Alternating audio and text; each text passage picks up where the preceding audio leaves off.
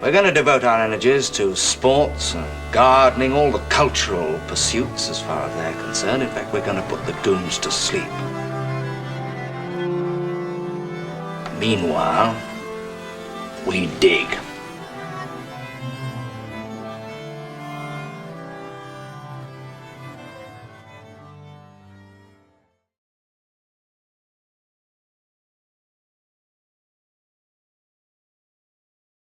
Greetings and welcome to the Anadromist.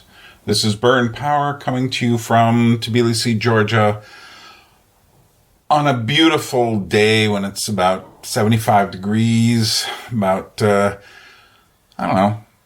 26 degrees Celsius. Beautiful light.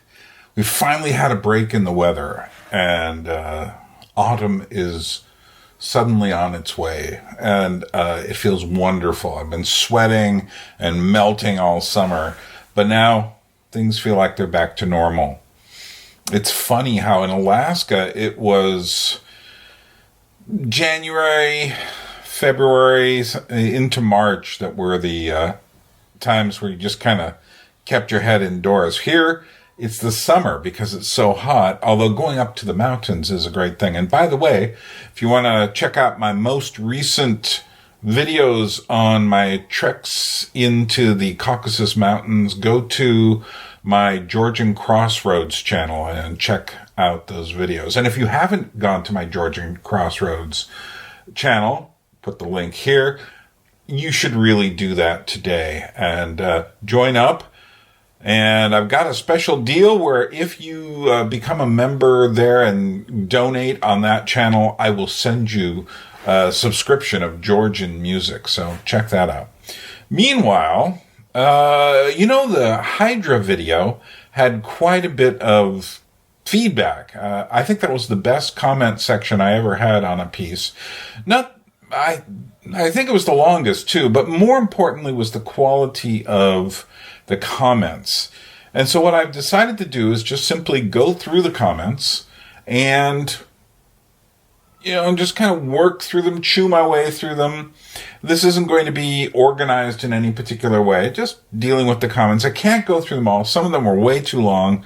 By the way, some of you who really like long, comments, I do give a hint. The shorter your comment, the more I will take it seriously. The longer the comment, the shorter my response will be, simply because I know what happens when you reply to a longer comment with a long comment. You get a longer one the next time, and it just snowballs. And the comment section is not a good place for that sort of thing to snowball. I don't like reading 100 words of text, 200, 300 words of text. 500, 600 words, 1,000 words of text. No, comment section is not a place for big comments, but it is a place for good comments. And we did have some very good ones. So we're going to go through that. Before we do, I would like to remind you, I need more subscribers on this channel. I need more people to hit the like button to help the algorithmic entities find you out there in the vast wilderness, which is YouTube and the internet. And do leave a comment. Of course, I'm not going to do another comment series, a video like this on this comment series, because that would just be, after a while, it would be too much. It just gets too Baroque and inverted and introverted, although I do love the word Baroque, but not in that sense. So we're going to do that. Also, if you would like to contribute to the channel, I am trying to get myself back to Alaska still, and I'm going to make a little video explaining why this has become so difficult. It has to do with trying to find a new place to live here in Georgia, which is going to push me into the winter in Alaska, which is going to mean I'm going to have to give more money, and I can't do my moving in the middle of winter in Alaska. It's just too much snow and everything. So I'm going to have to spend more money on another year's storage, or maybe 6 months I can get away with. And I'm going to try to get there in early next year, but we'll see. Anyway, without any further ado, let's dig in to the comments from the Name of the Hydra. Hope you enjoy this. It's long. You don't have to pay attention to it all. But if you want, join in on the conversation. And if you do have new comments, do let me know. Thanks. Okay, let's go through a selection of questions and comments.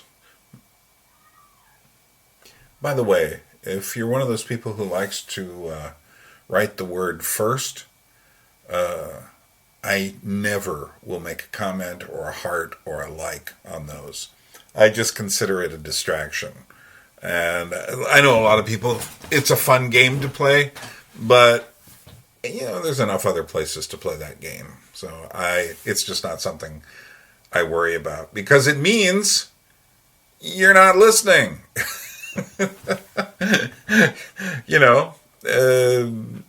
It's nice to be thought of, but I suppose I want a little more substance. All right. So, Sotir Kostandinov, and he certainly wasn't alone, says one word, Antichrist. And that word, along with legion, demonic, part of the spiritual battle of good and evil, as more than one person has suggested, certainly is a descriptor of what's underneath. But this is not the Antichrist. But it is suffused with the spirit of Antichrist. But I'm not going to go into my eschatological reasons for why I don't think this is the Antichrist, nor are we living in the last times. I know there's people out there who've seen the chaos of the last few years and said, oh my God, this must be it. To which I'm saying, what is your age? And I'm saying this because, if someone is 90 years old right now, they remember World War II. And World War II makes this moment look like a little teensy speck on the wall. It was so huge. And if ever there was a time to think this was the end of times, World War II would have been a good time. You could easily make a case that Stalin or Hitler or somebody was the Antichrist then. The 1960s, I was a conscious young child during that period. And you know what? That seemed kind of chaotic too. More chaotic than now. And a lot of people... there's this idea of the fourth turning going around, that every 80 years, at least in American culture, some big event happens. Well, I would say that, yeah, it has, but that doesn't mean this is it. And even if it does, and I like how this interpretation basically overlooks the chaos of the 1960s to say this is when, the younger generation had a revelation of sorts. And this always happens in 80-year cycles too. And I'm sitting there going you know what? As someone who was conscious for the chaos of the 1960s, what we're experiencing today is more like that, but less so. That is to say, we're not seeing the kind of serious violence that we saw then on any front. When I look at what's happening, for instance, Antifa versus the Proud Boys, the proper word here is LARPers. Live action role-playing games, for those of you who don't understand the phrase. And LARPers are people who are doing that. It's like Civil War reenactors. We're seeing revolution is done by fourth graders. It's just lots of vehemence, and they've learned bad words, and they know how to hurl, firecrackers at each other? Back in the 1940s, people weren't hurling fireworks at each other. It wasn't M80s. Today seems more chaotic because the internet takes the smallest detail and blows it up into some major thing for a moment or two. And while I would agree, today is, I've heard some people saying, oh, this is like, I wish I was in the 60s when, and I'm sitting there going like, hey, skip the car fare. You're already there. This is an era more like the 60s than like World War II. World War II was catastrophic. And part of the whole point of my How We Got Here series is to say that a lot of this starts with the psychic trauma felt near globally by World War II. And we're still living in that psychic trauma. World War II was an event much bigger than anything we're experiencing. And it's funny though, what is strange about today is the amount of fear generated. And what is strange by that is, we have an illness going around, a type of cold or flu. And yes, people are dying. But, I believe the Hong Kong flu was worse in the 60s. And we didn't shut the world down. Why didn't we shut the world down? We didn't have that kind of global communication. So the global communication amplifies everything. Does that mean we're headed for good times and things won't get worse? Oh, no. That doesn't mean that things are going to get better. But, then to go back to the level of, is this a battle between good and evil? Yes. Of course it is. But who's good and who's evil? That's the problem. And if you're one of the ones saying, I'm good, remember, there was more than two sides in World War II. And I like to remember what Francis Schaeffer used to say. And he talks about fighting the cultural battles. And he goes, remember, there are not one, but two dragons you have to be fighting. The one in front of you, the obvious one that's coming towards you, and the one behind you. And the one in front of us, maybe watching this channel, is all of this left-wing nonsense. But behind this, the one behind us, is the right-wing reaction, which would be just as bad. I don't care what anybody says. And I have opened up this particular discussion on the Hydra, you may have noticed, with Dr. Hans Ruckmacher talking about who's going to win, the left-wing revolution or the right-wing counter-revolution. And no matter what, he says, and I love this, he says, hey, they're going to put you in a concentration camp no matter which of these two sides wins. So I hope to meet you there. And again, that's what I would say too. Don't get too stuck on the labels here. And one person, I can't remember who, you can read through all of the comments and find out, and the replies, which I would highly recommend doing, because the replies are sometimes just as interesting as the comments. The one person I had mentioned, well, there is a way in which both of these, the left wing and the right wing thing, kind of get together. For instance, we call it National Socialism for a reason. It may be right wing, but if you push right wing far enough, eventually it's my tribe. Whereas the other side, if you push it far enough, it becomes, this universal tribe, which is also my tribe. And there is a way in which there's a possibility of these two sides colluding with each other. It's interesting that during the height of all the George Floyd protesting and rioting, who did CNN have on? Richard Spencer, who is 1 degree shy of being a neo-national socialist, if you get what I'm saying. So, and why? Because in a way, he is closer to what they think and what the woke Black Lives Matter folks think than he is to, say, the libertarians and centrists who are on the other end of this clock here that we're talking about, this circle. Smitty says, I can't help but think that postmodernism plays a role in making it so hard to name. The postmodern toolbox, after all, lets you deconstruct definitions, meaning maybe we should be looking for what can withstand that deconstruction? What are postmoderns not willing to throw away? Which is a very interesting comment, and let me follow that for a second. Okay, one of the reasons why this is not simply postmodernism, and this is one thing that a lot of people have said, oh, it's postmodernism. There are many aspects to postmodernism. For instance, one could say that the old Akira Kurosawa film, Rashomon, was about how different people see the same event from different perspectives. Now, I would say, as a Christian, there is one truth. It isn't simply that everything is narrated in a certain way. That truth can only be seen by God. Because an event might happen, and you can think of this in personal relationships, which is what Rashomon was about, and it's a movie worth seeing.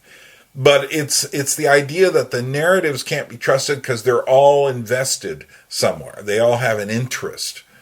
And the only disinterested perspective is God's, although he is interested in all the players in the drama. And I would say this, as a Christian, there is only God's perspective. We, however, take our point of view with all of our prejudices. But that isn't to say there isn't a truth. Now, the postmodern says, no, everything is a narrative that, or I think a better word for us might be spin. Everything's coming at you with a certain spin. Whereas for me, the people who understand things the most are the people who understand that their interpretation could just as well be spin as the other person's, and they have to guard against it. Once you get that idea, the idea that you are propagandized too. You live in a mass society. Just because you're following your favorite people on YouTube doesn't mean you're not getting a certain spin on things. And you can tell this when someone takes a bit of the ideas of someone else and then says something wrong according to that interpretation. The people who are totally inside the propaganda mindset will absolutely react as one, you could see this when Jordan Peterson said certain things, then people who were further to the right were like, oh my God, what was it? When Jordan Peterson and Douglas Murray were discussing what happened on January 6th in their video at the beginning of 2021, people went insane because they didn't come to the same exact conclusions that all these people who had been living in certain ghettos of the internet and YouTube and social media were coming to. And we thought Jordan Peterson was with us, and here he doesn't understand. Well, the truth is, this thing is hard to understand.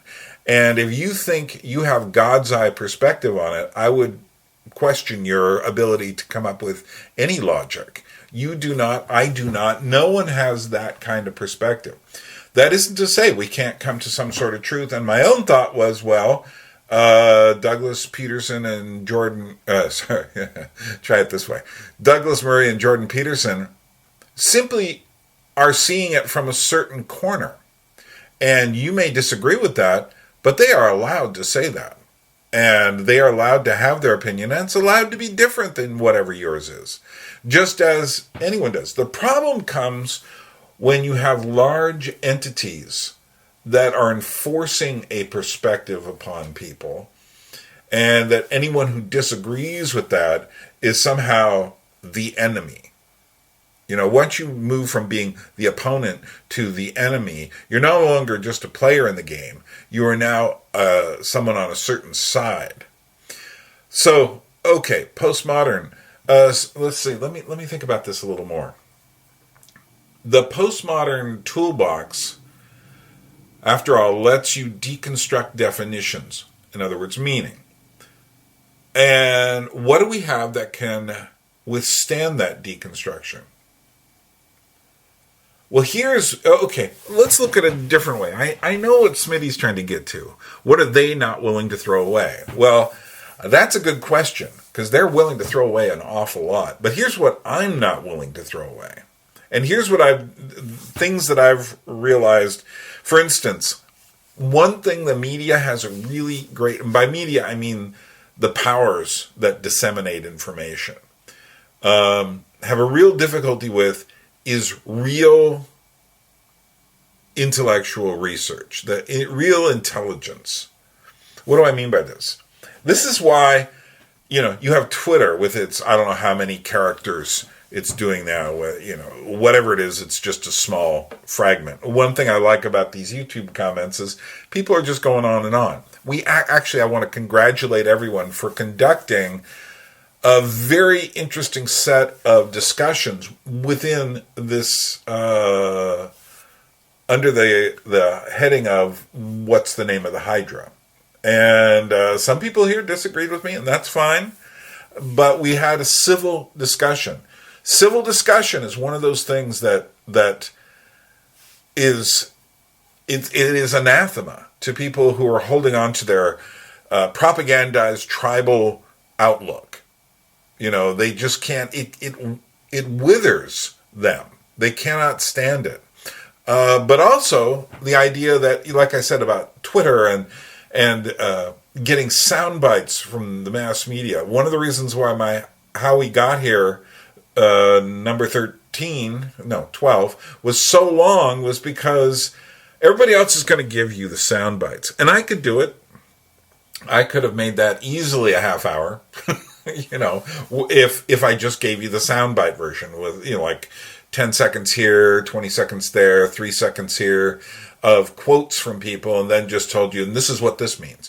I wanted you to see the whole thing and let you come up with your own ideas. And of course, I wasn't able to pick everything. And there were always people who said, yeah, but what about, television in this age? And what about movies? And what about music? Why didn't you say anything about that? Well, because I thought this other stuff was more important. I made a decision.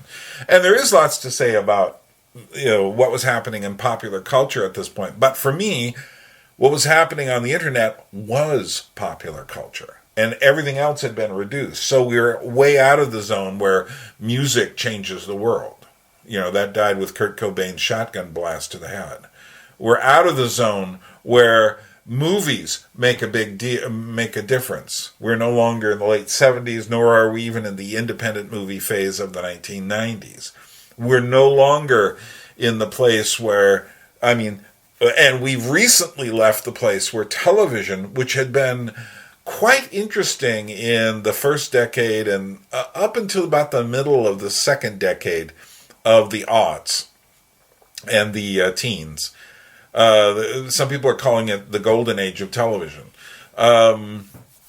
Golden ages are usually reserved for older periods, but a case can be made this might have been, if not the golden age, the high point of television. That is to say, the halcyon days. When you had shows like The Sopranos or The Wire, or even shows that kind of got wobbly, like Lost or Walking Dead. I was just watching Walking Dead recently. Later, the season 9 is great. A lot of people dived off. They said, Carl is dead. I can't watch it anymore. And I'm just sitting there going like, oh my God, get a life. Are you living these things, or are you pondering them as cultural manifestations? I would hope the second and not the first. But the point is that we've since seen so much of our mass media taken over by, for instance, mandatory diversity casting, woke plot lines. It's just like there isn't a group that doesn't have one from column A, one from column B, one from column C, one from column D.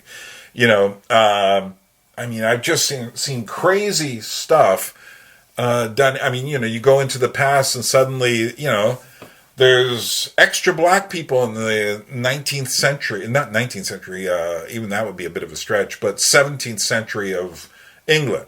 And I'm sitting there going like, have you done any historical research at all? If there was like just a few of those black folks running around the streets of England, we'd all know about it because, it would be history. And obviously there were a few, but to make every interpretation of the past, the Middle Ages, the Roman Empire, as having, it's just like, here's your diversity cast, is to really misunderstand. It's just like if someone was to do a story about Haines, Alaska, where I came from. Well, you know what? There are 1, 2, maybe 3 black characters who have been in the town, at any given point. They're not central to the narrative in the sense that they tend to be people who've come and slipped off the corner of, one guy's working as a cook, another guy is they're just kind of in the corners. They're interesting characters. But if you were doing a story about Haines, Alaska, it's mostly white people and Native Americans. You've got a good chunk of Tlingit Indians, as they would call themselves, there. And so, it's and then there's a diversity of types of people there. So, but if someone in Hollywood were to do an Alaska story today, for instance, if they were to reinterpret Northern Exposure today in a town like Haines, which is actually partly based on Haines, they would have to throw in a lot more diversity than they had during that. And that's where we are. So that we've slipped out of any meaningful place in the history of mass media. And we're in a place of containment, which is why I didn't mention that much in that. Well, okay, I'm getting off the subject, but you get the idea. So let's see. Again, there are several that talk about judgment and Christ and all of these things. And I am not going to go on with my thoughts about that period. That is to say, I'm not going to discuss whether we're in the eschatological final days. And part of my feeling also as a Christian is it's my job to be like Abraham at Sodom and say, if there's 10 people, will you spare it? In other words, that it's up to us to forestall God's judgment, not to say, oh, we're here. And that's what I feel a lot of Christians do, and they get it wrong. Rather than forestalling God's judgment, they are in the mode of, are we here? Is it coming? Oh, goody. Or maybe not, oh, goody. I'm being a little cynical. But my feeling is even if I was to, all the signs were to line up, and I was to look outside and the moon was, partly covered in blood or whatever, I would sit there and say, still, it's the people that matter, and doing what has to be done on a day-to-day level, being the good and faithful virgin in the story, in the parable, and not being the person just like going crazy, thinking I know the time and the hour.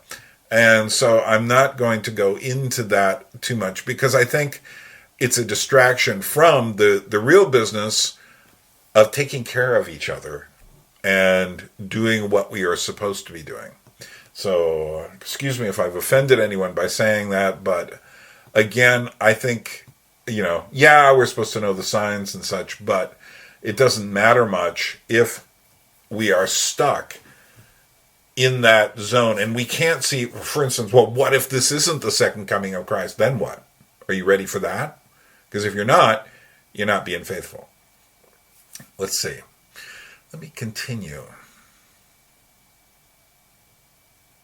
There's a guy named Philosophy by Psyche who's made actually a couple of videos trying to come to some sort of answer of what it is that is going on. And I would suggest going and checking those out. I have looked at some of them. He says, I have an answer, but it's quite complicated. And check out his channel, Philosophy by Psyche, and see what you think. Leave some comments for him. Give him a few views. But I think, and he gives a long answer here, and his videos are really long. And I received quite a few here that this seemed to spark off some very long responses to my video that I can't go into because they're so long. But this, I think, tells us that what it is quite complicated, and the point is we don't have a name for it yet. We don't know what it is. We don't know what the thing actually is. A guy who goes by the name of Metaphysics, spelled with like letters and numbers and capitals and whatever, says this is smartphone-induced media craze. He says that's a good name if you ask me. Well, yeah, I think he's being a little sarcastic. That's what I mentioned. But and that's the thing. It's easy to come up with a name for those fools, but that's not going to help us. If you want to fight communists, you need to know that they're communists, not that they're simply fools. And we're not fighting something that's as simple as being communist.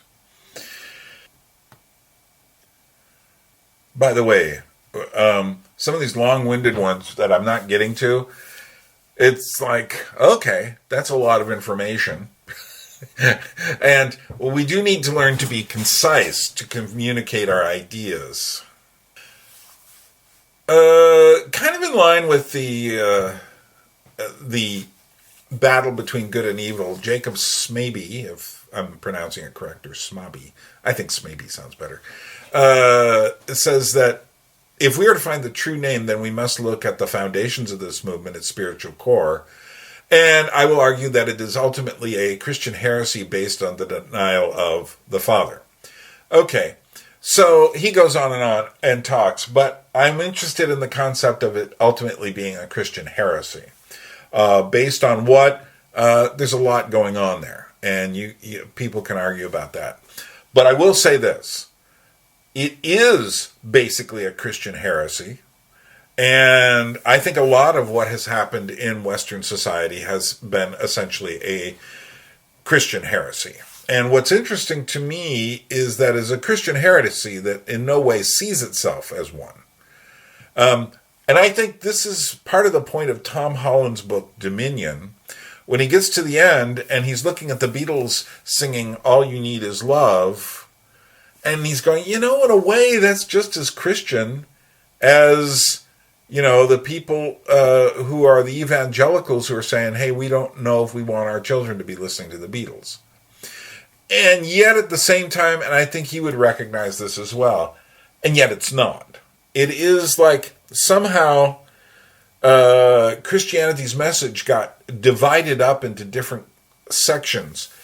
But one of the reasons that there's this universalist impulse behind this whole thing to, it's like the neo-colonialism of this idea, these things, is that it is based on the Christian idea of reaching the world for Christ. And it's based on this missionary zeal. It's a universalist idea. And I do believe Christianity is a universalist idea, although it does take certainly very different forms in different countries and different areas of the world. But I think that it is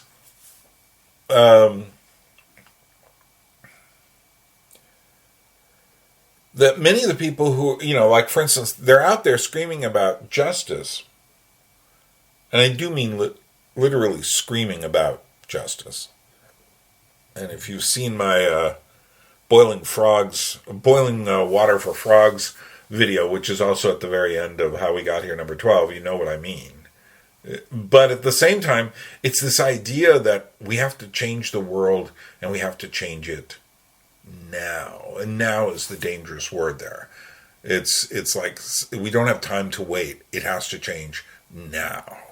And that's a very heretical thing too. I think based on ideas about the second coming of Christ, of course, stripped of their meaning and turned into a political social philosophy. Here's an interesting one. Brandon Miele, am I saying it right? Miele? I'm going to go with Brandon Miele. Says, I think whatever this is, it spans both sides politically. I understand the further leaning left seem to be the loudest and maybe even let the beast off the leash, but I hear the same type of language and generally the same ideas from right-leaning family members. It's kind of spooky. They talk about the idea of the United States as if it was a deity they had been worshiping and getting protection and comfort in return. Now that it's been exposed, so to speak, and those securities threatened, it must be defended, revived, and those who oppose it taken out. This makes me think of what Paul Vanderklay has to say about principalities and powers. Some questions I have: is it possible to even give this a name? Can it have no name? Is it possible that the thing has already identified itself? First part, yeah. And I do agree it's on both the right and the left. And Brandon, my response to him in the reply section was short. Basically, I'll give you a rule of thumb. The longer you make your reply, the shorter your comment, the shorter I'll make my comment. Because it's like after a while, I'm sitting there going like, okay, because I know if I give you a long reply, I'm going to get an even longer comment. That's just how it is with people who write long replies. So, but anyway, in my comment, which his comment was not that long. Essentially, I'm saying without a name, its sting is limitless in many ways, and it's hard to know. But seeing its circumference will help us deal with it in real life. Otherwise, our children will be lost to it as well. In other words, if we can't say this is what it is, we cannot protect our children from it. And this is the problem. I have grown up, I'm 65 years old. Did I turn 66 this year? I guess I did. Well, 65 was so much fun because it was,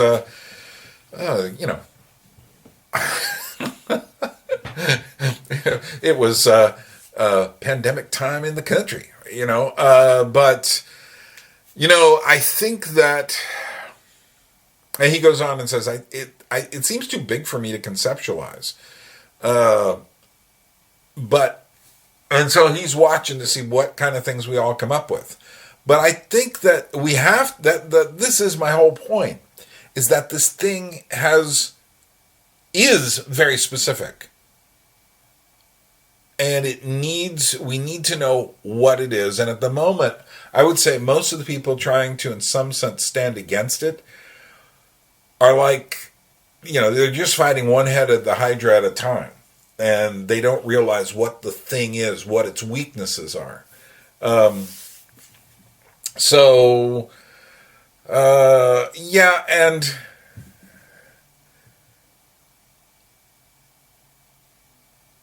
one thing I've seen in my 66 years of life is that why is it that the younger generations keep falling prey to the new ideas that come along? That why is it then that whatever the parents' generation, they always seem hopeless to fight against this thing? And it is this thing in all sorts of different forms, because this thing has been around in one form or another. It is, in a sense, the offshoot seed of modernism, of communism, of fascism, of industrial technology, of the Industrial Revolution, of revolutionary ideas. It is the child of these things. And, later we would call these things modernism or postmodernism or hyper-reality or the simulation or whatever. But here's the interesting thing. When I was young, I remember a point at which I was not a Christian. But I also saw, and I think because I had a stepfather who was an alcoholic and also did drugs, I looked around and I saw people getting into drugs, and I said, sorry, this is too close to this other thing, which I know is a problem. So I did not get into drugs, but nor was I a Christian. But I noticed, one by one, my friends were giving into the new hippie ideology. If not in full, at least enough of it that after a while they were getting high, they were getting stoned, their sexual ethics were changing, the music they were listening to was changing, although nobody probably listened to as much music as I did.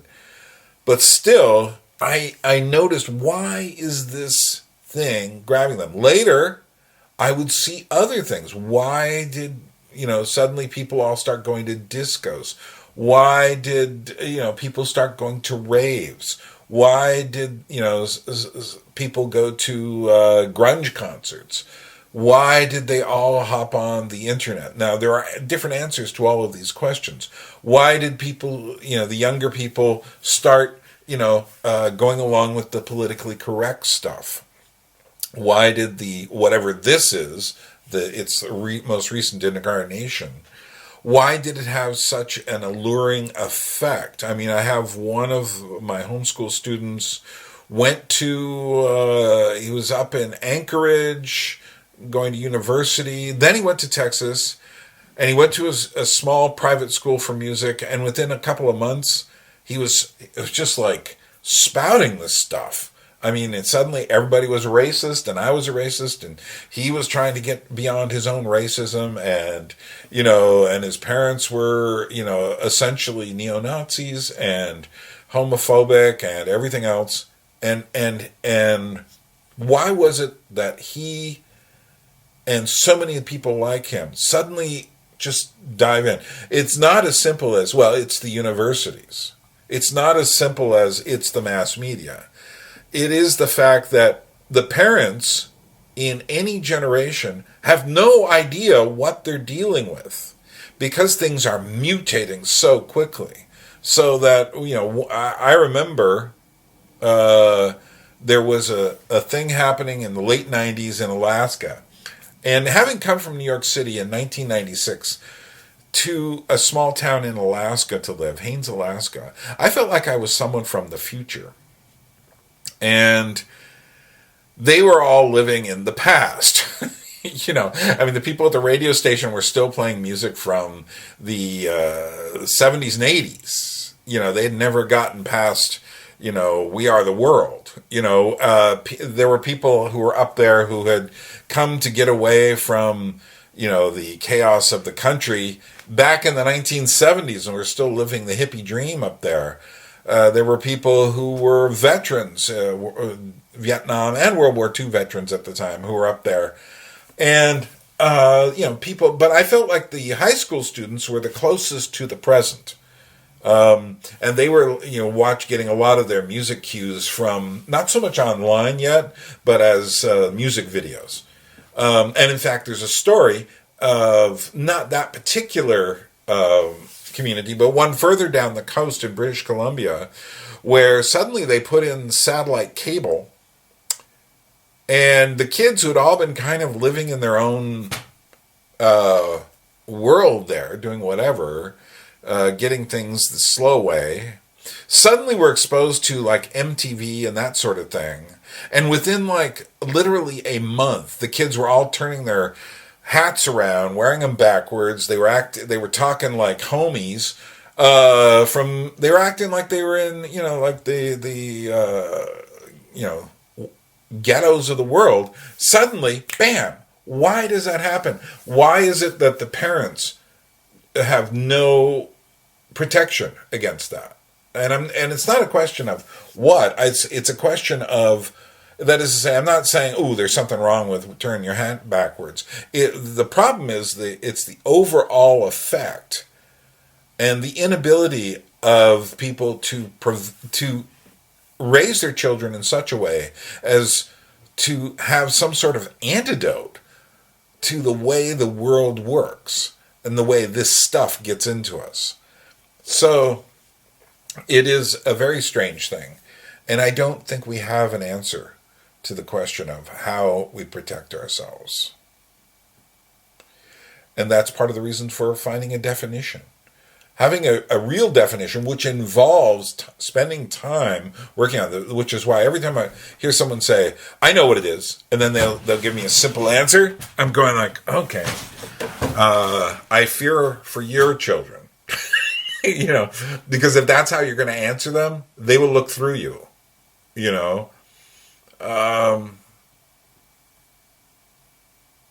It's just simply a big problem that no one solved by not knowing what it is. See, now I feel like, I got a leg up on all of this stuff because of the time I spent at L'Abri in the late 70s in Switzerland. It wasn't simply being at L'Abri, although that was very central to my experience, but it was finding the lectures and content of Dr. Hans Ruckmacher. And because he was dealing with art, and music and movies and things, he was the kind of person that was preparing you how to read messages, how to take in things, how not to simply accept what was happening. Now, what was weird was I got to New York City, and I've recently been thinking about this period of my life. I arrived in New York City in the 1980s. I took part in a thing that was called the New York Arts Group, which was a Christian arts group. But what was interesting about that, although the group had been started by people who had some passing relationship to Hans Ruckmacher, particularly a guy named Nigel Goodwin from England, they did not have Ruckmacher's critical ability to ask serious, deep questions about what they were doing. And I have since seen that lots and lots of people who call themselves, for instance, Christians, have no idea, no way to actually hold on to things. Either they just say like, well, this isn't particularly bad. When I was young, I listened to Pink Floyd and I'm okay today. Or, when I was young, I listened to Nirvana and I'm okay today. Or when I was young, I watched, the Godfather movie and I'm okay today. And they would take this kind of thing, not saying like, really, are you okay? Did you understand what you were watching, or was it just quote unquote entertainment? But no one had that perspective in New York City amongst the artists who are supposedly Christian artists. And the more I look at who I was surrounded by, I was like, oh my goodness, these people, some of them had some serious names in various fields. And you look back and you're like, oh, that person became a very famous actress. And this person became a famous dancer. And this person was involved with, and you look, this person was an opera singer who was well known. And you look, but I talked to these people. I actually gave a few lectures there. And they liked them, but I was coming from Mars because of the Ruckmacher thing. And Ruckmacher put me so far ahead that, I would be in situations in New York City where I would see stuff that was absolutely incredibly insane. But I was able to, it's just like I'm sitting there, to use the baseball metaphor, I'm sitting there as the catcher on home plate, and the pitcher is throwing insanely crazy pitches at me, and I'm just kind of catching them easy. I'm not lost. But then I go to different places and I see parents are losing their children over what's going on because they can't define it. They don't know what it is. And it's all related. The whole How We Got Here series all culminates in where we are, but there have been different variations on this stuff. Okay, David, who has a very long number after his name, says, I think you are being prophetic when you suggest that the far left and far right could find common cause and merge. And I'm not going to read any further in that, but it's worth going and finding that one. But there is a scenario where, CNN is interviewing people like Richard Spencer because he agrees with Ibrahim X. Kendi that the races should realize who they are and be separate from each other. I mean, Ryan Long did this great video about how essentially the racists on the right, and the racists on the left are speaking almost the same language, and all it's going to take is, instead of one group basically saying, well, this is wrong, what if they just say, oh, well, what's the problem? You're calling me a racist, so I'll just own it. And that's not a good thing. And they could meet together in some sort of weird socialist segregated playground. And this would be something to deeply fear. The word, Brian Crowley says, the word justice is attached to each of these heads. This might sound obvious, but the meaning of justice isn't obvious. that might be a way in. And he's right. The word justice is, as I pointed out in the Name of the Hydra video, the word justice does attach itself to the obvious heads, but not to the others. Although, with groups like the Extinction Rebellion, they're essentially trying to use the social justice idea on the earth, which is also what PETA has done with animals. And what's weird about that is they, on one hand, want to protect animals, but what they really want to do, they're not interested in protecting your pets or protecting your cattle. They believe that the animals, like cattle and pets, and you can go read their information on this stuff. They believe that these animals, your pets and your meat production animals, have been tainted by humanity. And so they have been responsible for lots of, shall we say, the elimination and extermination of animals that they consider to be cruelly used.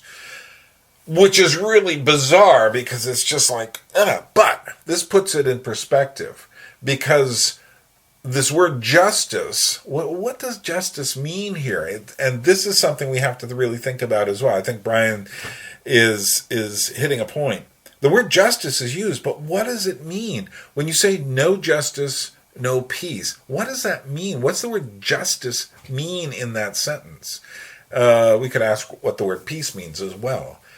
But does it mean the fair weighing of cases so that each person receives what is their due legally? I don't think so.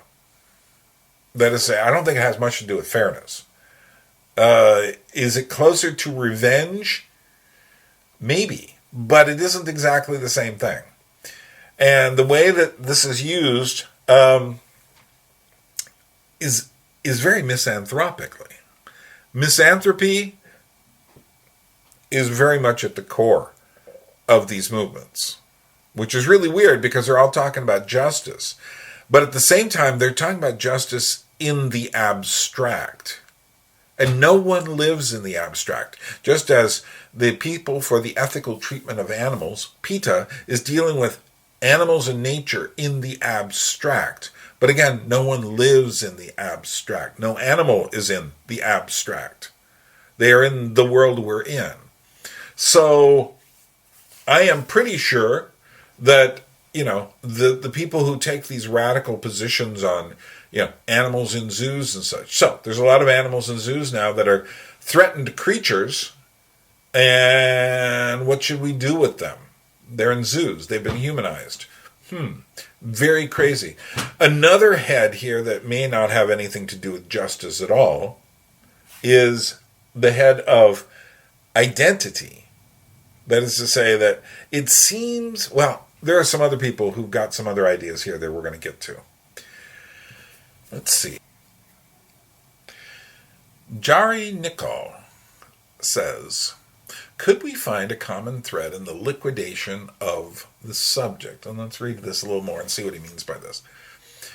We liquidated the divine as a source and ground of narrative and teleology. We evacuated nature of all of its meaning, leaving it a chaotic flux of becoming.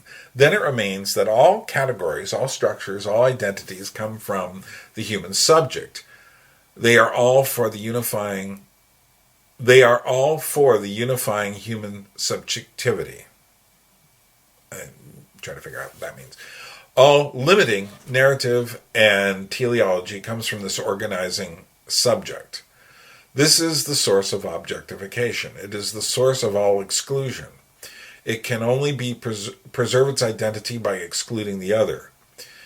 The theory would equate it with phallogocentrism and fascism. This would be what the materialist neuroscience and psychedelic spirituality, radical feminism, transhumanism, post-structuralism, and radical environment have in common. So he's talking about erasing the subject. Let me go over how I replied to this rather weighty little paragraph or two here. Indeed, yeah.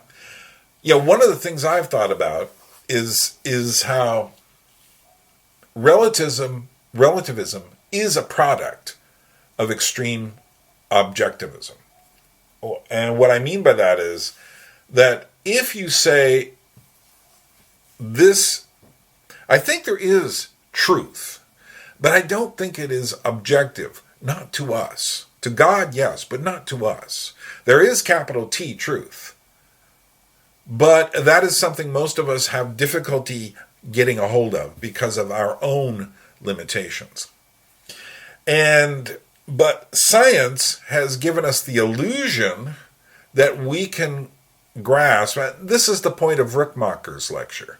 Science has given us the illusion that we can know objective reality. It was Laplace, I believe, a couple of centuries ago, who said that if we could know the position and the velocity of everything in the universe, we would know everything. Which to me is, Stephen Hawking was talking in a similar way, and I think it's just like, oh, come on, guys, you're never going to know everything. You can't know the position and velocity of everything because of the Heisenberg principle. Because as soon as we get ourselves deeply into understanding these things, we change the positions and velocities of them. So therefore, it's impossible to know. And even if we could know, how would that wouldn't tell us everything. I mean, even B.F. Skinner said, if we could predict all human behavior perfectly because of chemistry and DNA and everything else, humanity would then simply flip out and completely go crazy in order to prove it wrong. And I think there's a great deal of truth there, is that we don't want to be boxed up. And so I think that, okay, so here's how, so once science says, and that's the operative word, not proves, but says that we will have objective understanding. Now, here's the thing. I don't think real scientists say this. They don't think they know everything. A real scientist looks at, let's say you're looking at cellular life, multicellular life. You're looking through a slide. You're studying it. Well, all you've got is what you say, okay, here's what I've observed. You write it down. You write a paper. This is my conclusion. I started with this hypothesis. This is what we witnessed. We did the theory several times. We did the test, the experiment several times. This is our conclusion. That is what really good science is. However, by the time that is given to the larger world through the popularizers of science, which happen to be things like magazines and websites and your second grade, fifth grade, ninth grade, 12th grade teachers, none of whom knew these things really well. They don't understand what Michael Polanyi was talking about some personal knowledge, that all knowledge is personal. So that you cannot get to, there is no specifically objective facts. There are personal facts. That is to say that these scientists at this point discovered these things. These things seem to work all the time. And I'm saying there seems because we still don't know everything. And we may discover something later which contradicts these things. For instance, one of my points in my time series is that modern Western science, starting around Copernicus and Galileo, made a slight mistake in not including a time perspective in their equations. And a time perspective would be something like adding the chaos theory into the equation, of realizing you cannot, you can look at slide after slide after slide and then whoops, here's a different one. So that you can't, it's impossible to come up with, and I mean, this is the problem with medicine today, is that we've created essentially I mean, we've learned so much about the human body, and yet then we put it into a mechanistic framework. And by putting it into a mechanistic framework, we then don't understand the human body anymore. So the objective, but then what happens is the kids in school all get these ideas about, science is objective. Like I keep reading people with this whole vaccine brouhaha. Like one group will say, science is, a friend of mine wrote this on Facebook, science is science. How come these people are politicizing it? And then he writes like a, 300 or 400 word essay on his Facebook site about how science, totally political, of course, because that's the point, is that we never get to the final science, the final answer. There's always stuff we don't understand. And in these days today, there's a lot of stuff we don't understand. So, I can depend on gravity, but then again, I'm not dealing with extreme, distances within my own, personal living. We don't know the effects of these things. So, as a result of this, though, we all have in our head that there are objects in science, which then makes us, that science knows everything, which it doesn't. It can't. It never will. But we take that popularized version of it around in our head as a device for looking at the world. And then, I was just listening to an interview with a beautiful young woman who makes porn on, she was doing all sorts of porn and then stopped for a while and then started doing an OnlyFans site. And I was listening to an interview with her and she was just saying, well, it's just a body. It's, we shouldn't be, it's just a body. Where does that idea come from? It's just a body. We're all mammals, baby. Where does that idea come from? This is my problem when people start talking about human beings as just another species. I'm sitting there going like, you're making a radical mistake there. Because as soon as you put that into people's heads, that we're just a animal, just a biological mechanism, just whatever it is, that you've then stripped out. So, okay, if it's just a body, then it shouldn't cause anyone any harm if you, kind of misuse it a little bit. Because there is no such thing as misuse. It's just flesh. To which the mind boggles. Well, you listen to enough of the interview, and the person interviewing her says, well, why did you start doing this? And she says, well, I didn't really do it until I was like 22 years old. And he says, well, why was that? He says, like, because of my divorce. And you're sitting there going, aha. Okay, so, and then there's a little bit more discussion about the divorce. And she's acting, and of course she has to, because the second she acts any other way, like this is all just normal, I suddenly realize, sex isn't a big deal, why not make money off it? I mean, she looks like a model, so why not make money off of this? And it's sad because she seems very intelligent. If you met this person on the street, you say, oh, what a normal, lovely girl. Until she suddenly started popping out with casual references to anal sex or something, which happens in the video. It's just like you're sitting there going like, and your brain is like collapsing on you. But then the guy says, so, what's the deal with your ex-husband? Why was that a problem? He goes like, well, he says like, I have a restraining order on him now. And also he was put in jail for a while. And it's like, huh? What? It's just like, why was he put in jail? Oh, because of the things he was doing to me.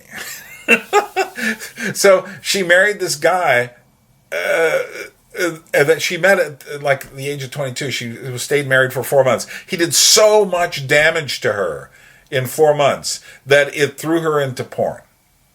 That's literally what she's saying. And yet, when you just look at her sweet face and such, you're sitting there going like, just flesh? And then you see there's another layer underneath it. They both met selling Amway. And then you realize that the other motivation for her getting into pornography was simply to make money. You see, it's just, I'm going off on this for a while, but, you'll forgive me. The point is this, is if we live in a world where everything is just objective, then how we actually live in it doesn't matter because it's all just what science says.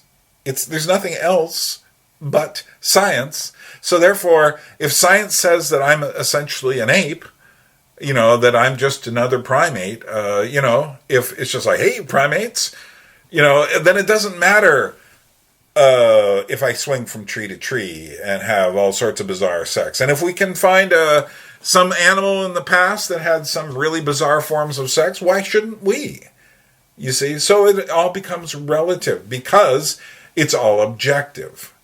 So that ends up destroying the subject as well. And the subject being the person living within this chaos of what we're told is objectivity. But in the end, it's total subjectivity. But I like Michael Polanyi's thoughts, and I would really recommend his writing was from the late 1950s, but he's still, this is something I read following Rookmacher's breadcrumbs in the What is Reality lecture. And believe me, this was a tough one to read. This is not a simple book to read. But his idea of personal knowledge is radical because what he's saying is it's not simply objective and it's not simply subjective. It's personal.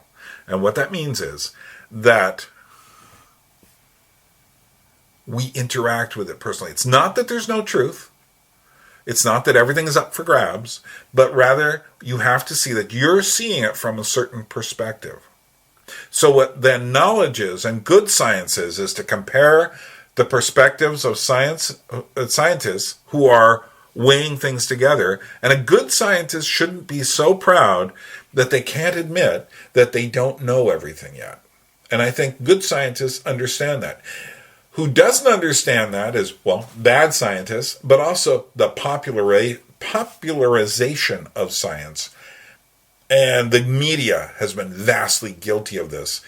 And this is one of the ways, I think, in which these ideas spread, is because of what the media does to these ideas. Meow767 says, she mentions Adam Curtis's documentaries, which are quite fascinating. And she talks about his hypernormalization theory. But I would say Adam Curtis is someone who does understand some of the problems. She says, so the name of the beast would be chaos, discord, division. And the less sense anything makes, the more contradictory everything, the better. As time goes by, you can't make sense of anything without shrinking your worldview and retreating deeper into your tribe. So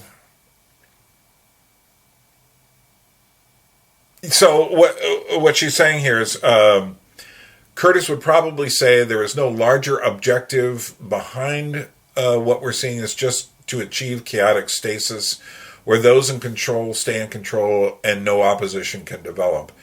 And she also mentions Eric Weinstein at this point, but says he's probably too optimistic. There's something to that. I don't think, from my observation and listening to lectures of people who are, say, Oxford professors and the like, Harvard professors, I think they actually believe they are understanding something. Now, are the people in control of governments and businesses all trying to push for chaos, discord, and division? Not so much in that way. I think they would like things to be normal. For instance, sure, there's a ton of conspiracy theories that are going to be swirling around this pandemic for years. And among them will be the idea that this was started in order to create chaos, discord, and division, in order to create a new world order, or the Great Reset, or whatever. And my observation is people don't actually operate like that. I've never met a person who says we're going to create more disorder in order to take power. Not in that kind of a naked way. There are people who take advantage of it, but you see, most people would like there to be some sense of sanity and order to things in order that they can sell you stuff and keep control over things. Because it is in times of chaos, discord, and division when suddenly the roulette wheel starts to spin. And then we enter a real problematic zone, which is, I think, where we are. The good news is there are good options on the board as well. Let's see. Doug Rennie says, this thing is an idol. Calling it an idol does not answer the problem, but it points us down the road, the right road, I believe. And I think that is a good way of putting it. It is indeed an idol of the more recent goals of, you know what it is? It's a utopian idol. One thing about this is there's a utopian push to this thing. All the worst stuff in the 20th century had this utopianism behind it. And I think utopianism is one of the big aspects of this. And whenever you start moving on that line that we will create the perfect society, you are in deep, deep trouble. So whether that's the early people talking about the online world and the internet, who all thought that this would bring us together. Who is it? Jared Lanier has a discussion where he was saying these things. I've got him saying both, but that now he's saying, I was so wrong. The internet is not bringing people together. It is dividing us. And going back to Meow 767, Lanier is a great person who's like one of the people behind so much of this stuff. And they really genuinely thought they were bringing this new world into being. And then, the people who are, say, behind the internet. And then it turns out, oops, it wasn't that at all. It instead produces a nightmare, which brings us back to the work of Jacques Ellul. And Jacques Ellul always says, no, every time you have a technological change, there is going to be the unforeseen consequences. Or as Paul Virilio says, another French Catholic writer, he says, the invention of the automobile was also the invention of the automobile accident. And what kills more people than the automobile accident? It's just one of those things that takes out an awful lot of people. And yet, who's going to give up their car because they are far, far more dangerous than airplanes?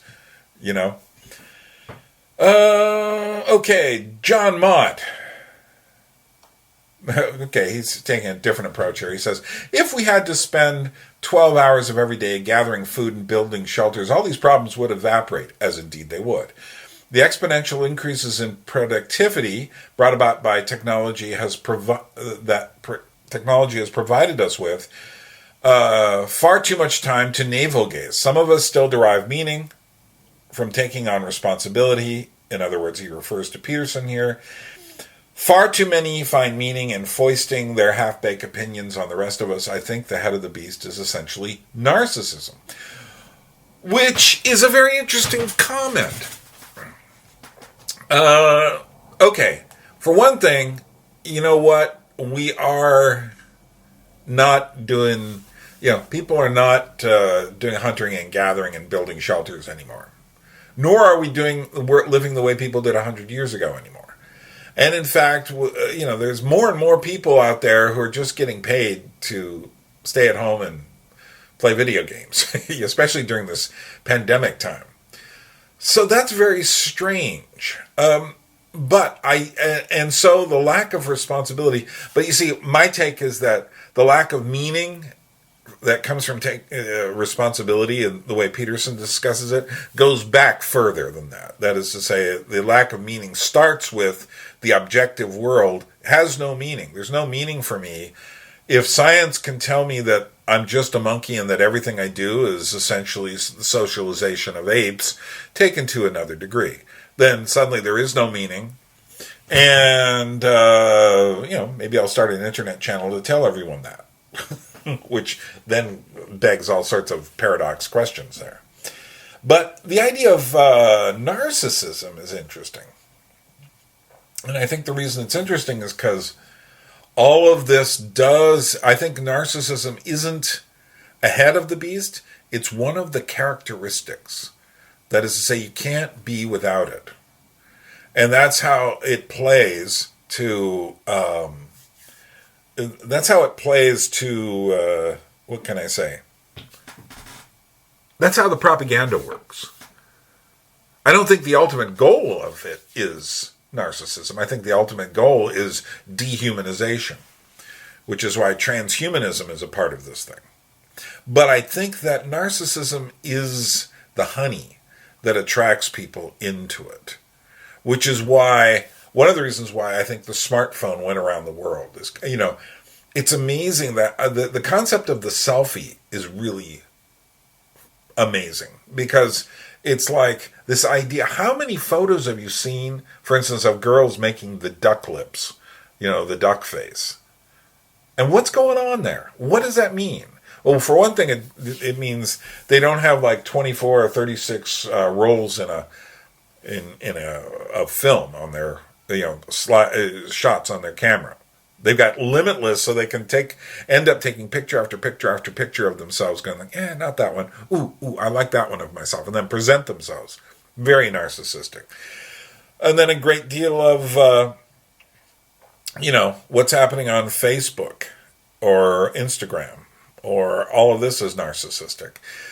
Not only that, the trans thing just seems shot through with narcissism. The idea is to change your image of yourself. The idea of, becoming another person. There's this inherent Gnosticism to a lot of this as well. But it's a narcissistic Gnosticism. It's not the old Gnosticism. So, I think, a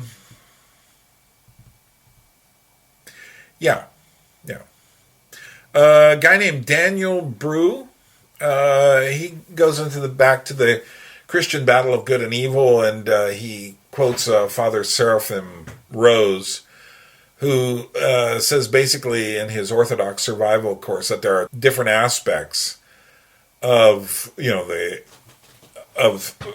is like the idea of the beast and everything else. And one is the death of God, or in other words, apostasy. Number two, all is permitted, the eruption of demons.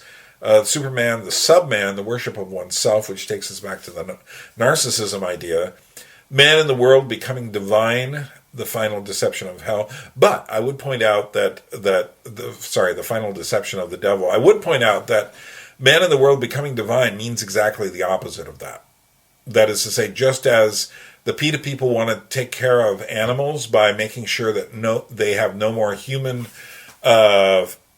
conditioning left, and the only way to do that is to get rid of all the ones that do. They don't mention that all the time in their literature, but if you dig around, you'll find it. What do you do with all those cattle? Well, we're going to have to get rid of them in order to put the buffaloes back on the plains. But it also has to do with the world. The man in the world become divine. Well, yeah, narcissism means we are divine creatures, but, and here's the interesting thing, the misanthropy is totally inside the narcissism. And the idea of the world is the idea of the world without human beings. For instance, the newer idea is we should get rid of a certain amount of humanity. I think this is where we're going to see eco-fascism eventually. A certain amount of humanity is going to have to be eliminated to make the world breathe again. Well, how are you going to eliminate them? Well, the same way you get rid of the cattle that are not acting like cattle, like natural creatures, whatever natural means in this case. And finally, number 5, world monarchy, new revelation, millennialism. And that's essentially another one that goes back to the battle of good and evil, the principalities and powers, biblical stuff. Which I'm not going to, like I say, this is not a place where I'm going to unravel what I think about those things, but it's interesting that a lot of people have been thinking about. Jack G says, yeah, you've nailed it with the idea of the Hydra. Thanks. I just feel like there's there's this necessary divorce needed between people like us and those types on the left that can find literally any possible excuse to justify their points. What I've noticed is that they simply cannot admit that there is something fundamentally wrong or flawed with the way they look at the world. If you look at BreadTube, for example, which I've never really done, they will find so many ways to take deke out or slither around the responsibility of admitting what is or what could be a falsehood in their framework of reality. They are acolytes of the university, acolytes behind these postmodern Marxist ideas. I can't think of a name to call it but that. Very, very challenging to listen to. I don't even bother because it's a lost cause. It isn't to say that I can't and won't see them as human beings. It's just that this nihilism and nihilism and narcissism that plagues that demographic more than any other I know. I read that a little clumsily, but you get the idea. Yeah, and I've heard, see, there are people on the left who want to just simply get rid of, people on the right who want to just divorce themselves from the people on the left. But the problem is, how are you going to do that? Physically. In reality. It would be nice if we could. It'd be nice if we could just simply say, yeah, no. It would be nice if we could simply say, okay, the people who hold these crazy ideas over here, and the rest of us over here. But that says two things to me. One, are we so assured that we, whoever we are, don't have crazy ideas too, which I'm certainly seeing lots of insane stuff on the right. And two, what I was saying about how the children are conditioned. What are you going to do? Are you going to stop them from watching all the stuff that leads up to this kind of woke social justice ideology? That is to say, are you going to root out all the videos and movies and songs that have something of this in it? Because then you become like them. You see, you say, it's really difficult. And physically, these people are all mixed up. So a lot of people say, yeah, if we could just cut California off. But hey, good chunks of California are very much red state people. They're just outvoted by the people in the Southern California and the San Francisco Bay Area.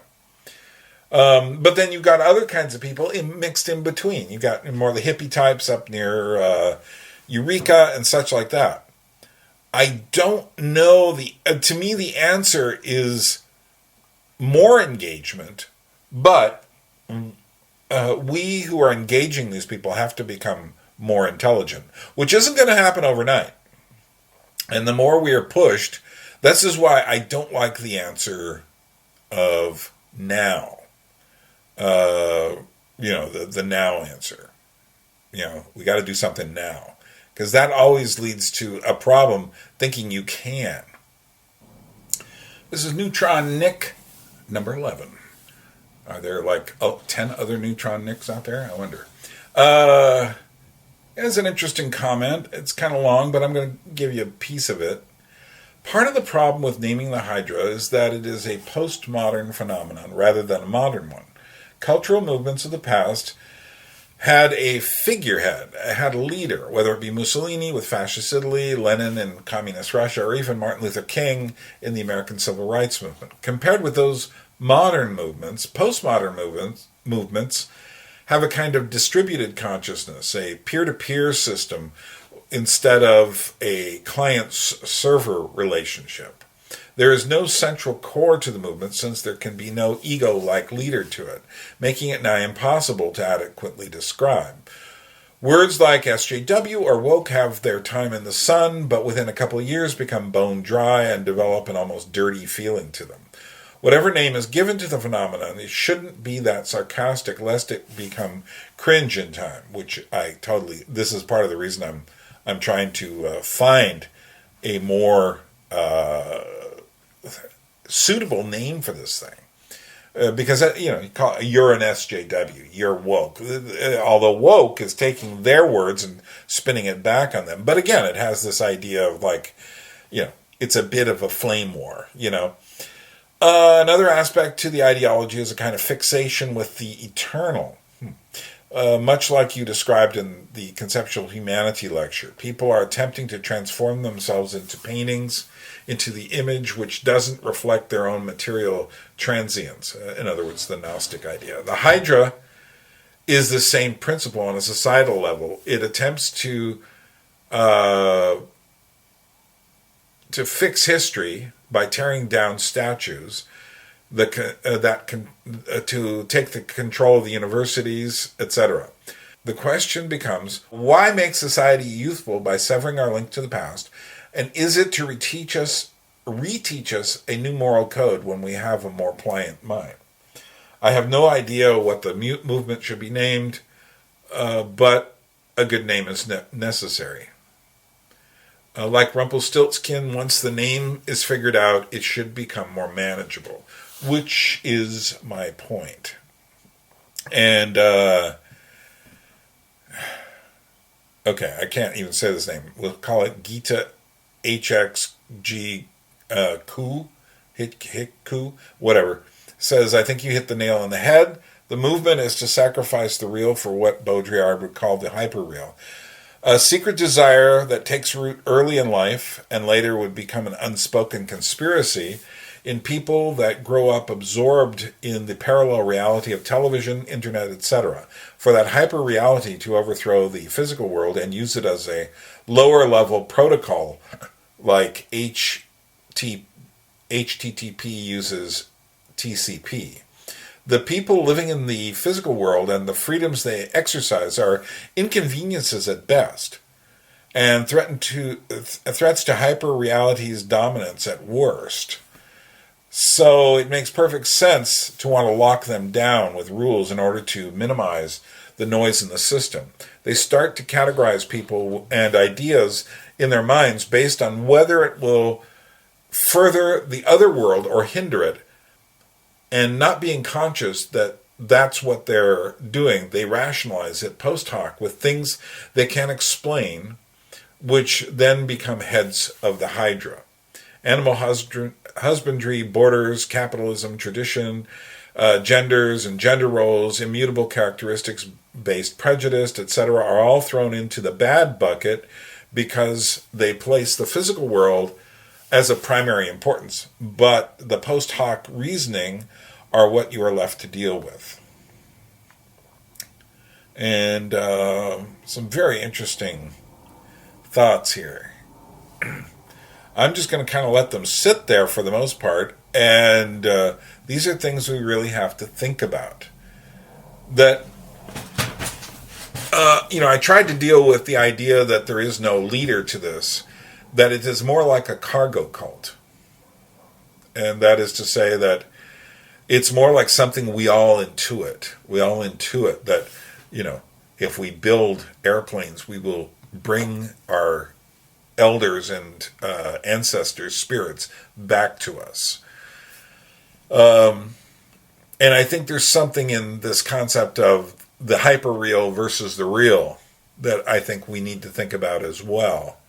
And like I said, I'm not going to spend too much more time with this. I just wanted to read those because I think this is a good idea, a good example of some pretty interesting thinking that I've been running into here.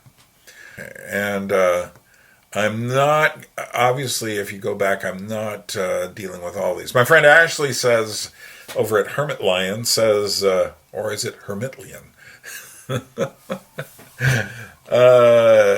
In poetic he says, in poetic terms, if immune from definition, it is very old, from the days of the first names. If this is the case, the seeking after destruction of the Abrahamic tradition points to the obvious culprit, the unseen hand of light shining over the law as its ruler. Such a greedy thing. But there are those who have worked with long-standing agenda of such light. God help us. They believe there is no moral implication to anything. So, that's another of the light and dark story. And obviously, if I were to really push this back symbolically and spiritually, he's right. I mean, it goes back to the Garden of Eden. It goes back to us wanting to become God, us wanting to become divine. And that's why the utopianism, which is so central, is such a problem.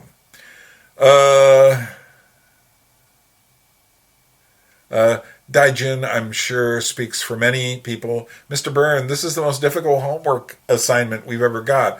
I'm not even sure where to begin. And I would say you begin with what you can trust.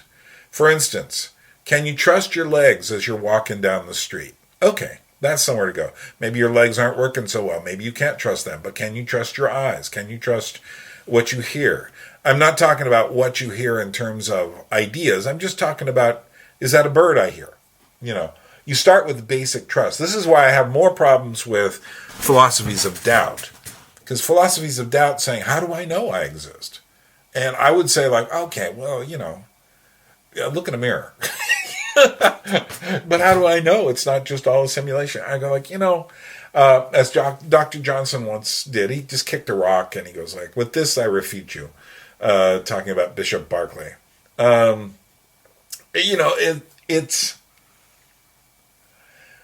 is a way in which if you start with what you know and can trust, you can build upon that slowly but surely.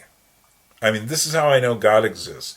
It's not based upon, a friend of mine once asked me, well, how do you know there is a God? And he was an atheist. And I said, I don't know, because the pain of young children who are, abused really affects me. You see, that's actually a positive, not a negative. It's a positive because there's some problem inside of me that occurs when that happens. If I was just a collection of particles, just a bit of flesh quivering on the bone, that shouldn't bother me. To go back to our porn actress, it's just flesh. Why would that bother anyone? But it does bother me, just as the girl's story bothers me, because I wonder what chased her there, you see, and because it isn't natural, she's not telling us the truth. She is continuing to be an actress by pretending it's all just normal. To which I'm sitting there going yeah, it's normal. And you had a husband you had to put in jail for a while because he so abused you. Yeah, okay, I'm not going there. Paul Blagojevich says, I think it is a process, a dialectic of sorts. For a long time now, we've been defining consciousness in the negative, freedom in the negative. So fully human, and he puts in quotes, human, is always the negation of what is given. So critique, the negative work, is the highest intellectual activity. Assertion, affirmation of human only as negation. We made ourselves the void, the gash, the wound in being. So that's one pole to it. The other is the machine, the mechanism, and these two are in process, and its culminations is the death of man. Fulfillment of man as the negative is the negation of man. I'd like to point out that his short paragraph here is a model for some of us who like to write really, really, really, really long paragraphs to explain ourselves. Because he's just said something extremely deep here in relatively few words. And his conciseness. Thank you, Paul. Yeah. Well, this is exactly what I was just saying about defining things through what you trust or faith rather than what you doubt. If you start with the doubt, you really have no way of building up to who you are. C.S. Lewis points this out over and over. He does so in The Abolition of Man, but he has several great essays on the subject as well. That humanity becomes the ghost in the machine. We can't explain ourselves because we start with things like, DNA and molecules and the Big Bang and all of this stuff. We're starting with things that are less than us. Whereas in fact, We wouldn't know anything about those if we weren't human beings. In other words, if we were just monkeys, we wouldn't know anything about those things. We are not simply animals. We are something else. And that is the point. And you start with that. You don't try to disprove that. You start with the given. And the given is, hey, love does matter on some level. Hey, it isn't just the flesh. A touch made by a person can have so many different meanings. It can be painful, as in a punch, but it can also be unforgettable, as in a lover's touch. We live in a world where so many people have been conned into thinking that essentially we are the machine, and that the machine is better than us. That, basically we are a machine who made a machine. We are technological creatures who have made a bigger technological creature, when that is obviously not true. We are something else. There's still no machinery in the world that acts. There's nothing in all of technology that works as good as my brain. Not my brain in particular, but the human brain. That there's something there going on in the blink of an eye that is far greater than everything else in the universe, apart from God or the angels, or however you want to define the spiritual realm. And so I think what Paul has written here, go read it and ponder it. It is worth spending some time on it. Even Bolvin says, and I don't know if I'm going to get through all these because there's just so many, and so many interesting ones. He says, I don't know what the beast is, but it may be every bit a tempter as it is a destroyer. The Hydra has not yet fully emerged. I wonder what sorts of heads that I've entertained or served whose connection to the main isn't yet revealed. And I would say that's a really, really good question. Molly Parnas says it should be called Game Piece, and we are the pieces in the game. And I think that's right, but then again, that comes across as being, the problem is it comes across as a point your finger at it kind of name, which we have to get away from, and in order to really describe what it is, without also invoking, I can't describe what it is. I think Christians can go ahead and go back to the Garden of Eden. But still, if I want to say to someone, look in the mirror, this is what's happening to you, I need that mirror. Well, this is what we're looking for here, is we're looking for a mirror that will show people involved inside this thing itself who they are, and that we might be able to break some of them out by seeing it and saying, oh my God, I didn't know I was doing that. EW says, thank you, Byrne, for starting the reflection on this problem and inviting us all to participate. I'm struggling for a name, too. I'm a clinical psychologist, therefore my mind often uses those categories, though I am all too aware of their limitations. Collectively, I get the same feeling I do when talking with a client with borderline personality disorder, the emotional inability, the unstable sense of self, poor interpersonal insight into the self, unstable relationships, a tendency to split people are either all good or all bad, a pervasive feeling of emptiness and proclivity for self-destruction. It sounds familiar, doesn't it? The view of borderline personality disorder has changed over the decades, and in most cases, there's an understanding that often there is developmental trauma. I keep thinking of how you started the How We Got Here series with World War II and the trauma the war inflicted on all of society.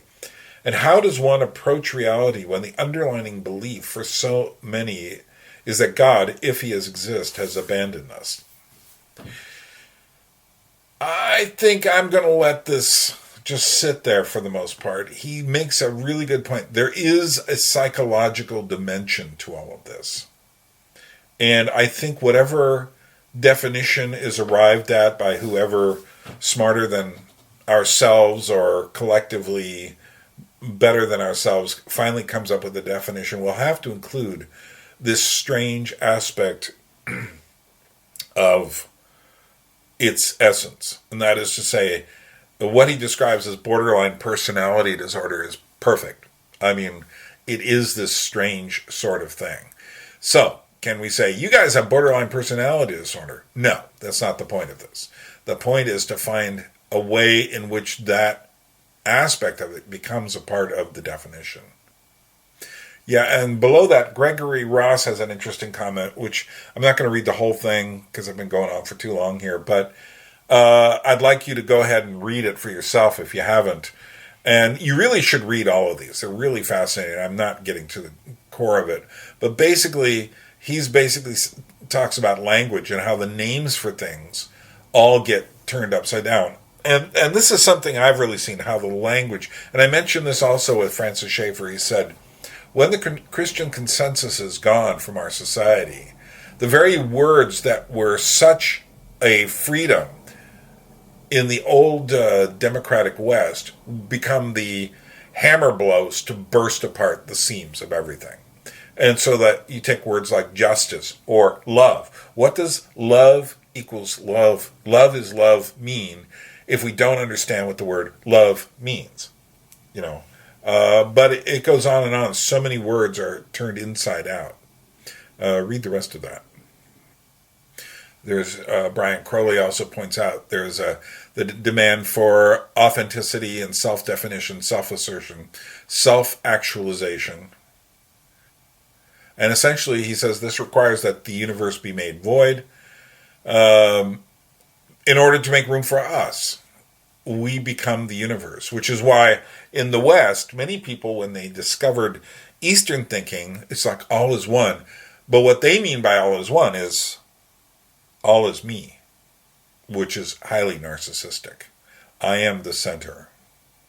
Drakon says, excellent exposition of the problem. Thank you. This is my hypothesis. We are facing a collective phenomenon of guilt neuroses, which I think relates to what E.W. was saying. Just as a neurotic person can sabotage himself, a guilty society moves towards misanthropy and self-destruction. That opens up the question, what do we collectively feel guilty about? I say that a terrible murder that stained our hands with blood, Nietzsche already announced it to us. We are youngsters still purging the adolescent sin of killing the father. When we reconcile with him and understand his reasons, we begin our adulthood. Next question. How long does it take for a human society to mature? And this is a totally different range. I hope the answer is not a couple hundred years. I'm afraid, Spanish amigo, the answer is some period of time. He says, but it won't be anytime soon, I'm afraid. And he ends it with my favorite phrase, meanwhile, we dig. And that's the point, is that we cannot let this simply... we cannot simply think we're going to come up with an answer overnight. Too many people want to just stop this thing in its tracks. And I'm saying you got to prepare for the long haul. Some people have to work on the political issues and prevent too much insanity from ensuing. But other people have to work down, because what it is there's a dam that has developed very bad leaks. Now, someone needs to go downstream and tell the people the dam's going to break. But someone else needs to go further downstream, way further downstream, and build the new dam. And that's, in a sense, what I'm trying to do through this channel. I'm not trying to provide any immediate answers. And I think there are people who deal with the daily stuff, or letting the villagers below the dam know you should do it. Meanwhile, something has to be developed. And I think actually over time something has been developing that incorporates a lot of very interesting perspectives. And I don't think Western civilization is done. It's just what it is going to radically change. And I actually have a bit of hope for the good ways in which that can happen. Timothy Dwyer says, it reminds me of NICE in C.S. Lewis's That Hideous Strength, in its attempted totalizing nature, but inability to agree on all fronts. Paul Kingsnorth has been writing about it recently on his Substack, and has simply referred to it as The Machine, which is a good name for it, although it sounds a bit cliche, and that is the problem. But the technology is definitely involved in this thing. It has no real identity. It is void, but that is what it wants. It has no ideology, so it will use anything to serve its purpose. I think simply the spirit of the Antichrist, not its final form, because it hasn't even realized what is its form. All it's trying to do is pull people away and gather identity. It will continue to envelop in all of its dromoscopic, oh, thank you for the Paul Virilio reference there, trajectory until it hits the singularity point of nothingness. Perhaps Kali, Hindu goddess of death, is a good reference here. So there you are. I spent much too long answering all those questions, and some of it was rambling, but there were very good insights, and I think we're coming closer to something we can say is a definition. And at some point, I'm going to write a few of the comments that I feel, or not a few of the comments, we've already kind of covered those, but a few of the insights that we have come up with. I think there are more things that we can say than whatever it is I said in the Name of the Hydra video.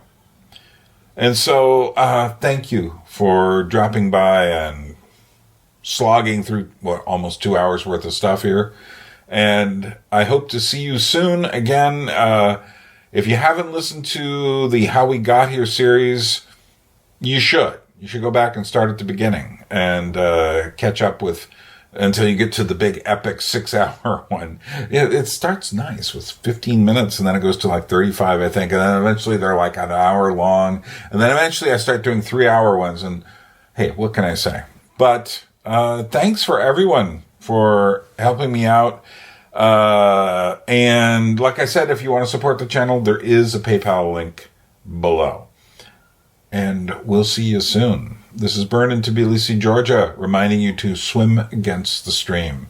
That's the Anadromous life. A people without history is not redeemed from time. For history is a pattern of timeless moments.